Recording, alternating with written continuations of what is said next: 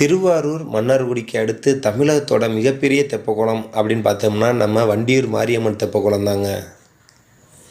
இது மதுரையோட அடையாளமாகவும் சுற்றுலா தலமாகவும் விளங்குதுங்க. இதை கட்டினதும் நம்ம திருமலை நாயக்கர் தாங்க. இது உருவான கதையும் ஒரு சுவாரஸ்யம் தாங்க. அதாவது நம்ம திருமலை நாயக்கர் அரண்மனையை கட்டுறதுக்காக ஒரு இடத்துல மணல் தோண்டியிருக்காருங்க.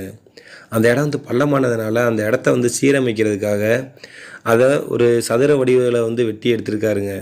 அந்த சதுர வடிவில் வெட்டி எடுக்கப்பட்ட இடம் தான் இந்த தெப்பக்குளம் அப்படின்னு சொல்லப்படுதுங்க. அப்படி மணல் தோன்றப்ப கண்டெடுக்கப்பட்ட பிள்ளையார் தாங்க இப்போ முக்குருணி பிள்ளையார் அப்படின்னு மீனாட்சி அம்மன் கோயிலில் இருக்கிற அந்த பிள்ளையார். இந்த தெப்பக்குளம் 304.8 மீட்டர் நீள அகலம் கொண்டது அப்படின்னு சொல்லப்படுதுங்க.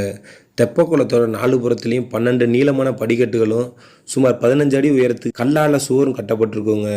இதுக்கு நடுவில் நீராளி மண்டபத்தில் தோட்டத்தோட கூடின விநாயகர் கோயில் இருக்குங்க.